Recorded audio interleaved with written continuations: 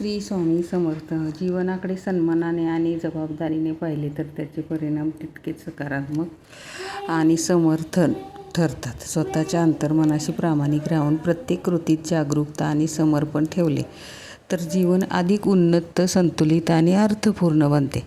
तर असं मला इथं तुम्हाला खरं तर सांगायचं होतं, शेपूच्या भाजीचा वेगळ्या पद्धतीनं मी कशी बनवली. कारण पावसाळ्यात मिळते ती शेपूची भाजी जरा चवीला लागते. आणि पूर्वी कसं असायचं, गौरी गणपतीचंच शेपूची भाजी यायची सगळी मिक्स करायला. आणि सगळ्यात महत्त्वाचा प्रश्न म्हणजे महिलांना अख्खे डबे जरी डाळीने आणि कडधान्याने भरले असले तरी काय करू भाजीला, हा एक मोठा प्रश्न असतो. तर इथं मी आणली होती शेपू. आणि ह्या दिवसात जरा शेपू चांगली नाही लागत म्हणून फक्त त्याच्या काड्या न घेता पानंच घेतलेले. आणि भरपूर कांदा घालायचा, अगदी तांबडा होईपर्यंत तो भाजला. मिरची, लसूण टाकलं त्याच्यात आणि भरपूर जरा तांबडा होईपर्यंत. आणि त्याच्यातच आता मध्येच काय टाकायचं म्हणून एक पातळ खिचडीत टाकतो तसा बटाटा चिरून टाकला. तर इथं मी ठेवलेला आहे बटाटा चिरून. आणि कांदा भाजेपर्यंत भाजी पण जरा धुतली तर ती वरच्यावर पोहते तोपर्यंत जरा वाट पाहिली. आणि मग ते सगळी कांदा, मिरची आणि लसूण चांगला भाजून घेतला. आणि त्याच्यात आपण खिचडीला जसा बटाटा टाकतो ना तसा बटाटा टाकला. आणि तो पण थोडासा कांद्यात परतून घेतला.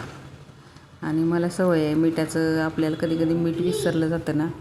आणि शक्यतो भाजीत थोडंसं कमीच मीठ टाकायचं असतं, म्हणजे त्याची चव, त्या भाजीची जरा एक वेगळी चव आपल्याला बघायला मिळते किंवा चाखायला मिळते.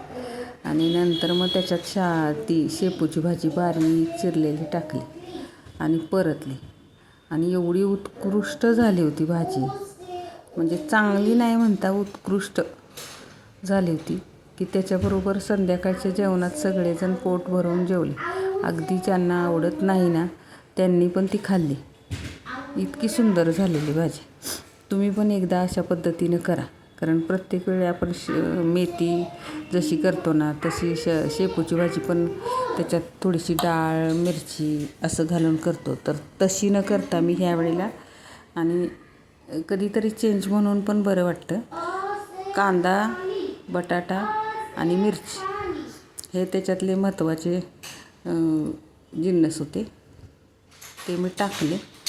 आणि अगदी परतून घेतली. आणि जरा भाजी ह्या दिवसात भाजी जरा अशी चोत्यासारखी लागते म्हणून मी त्याच्यात 1 चमचा तेल जरा जास्तच टाकलं आहे.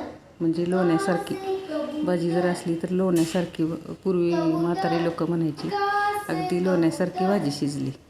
म्हणजे त्या एखाद्या शब्दात एवढं तथ्य सांगून जातं की आपल्याला लोण्यासारखी करायची आहे. मग म्हणून काय केलं तर 1 चमचा तेल, शक्यतो आणि जळकं तेल वापरायचंच नसतं, आरोग्यासाठी चांगलं नसतं. धन्यवाद. कमेंटमध्ये नक्की सांगा. आणि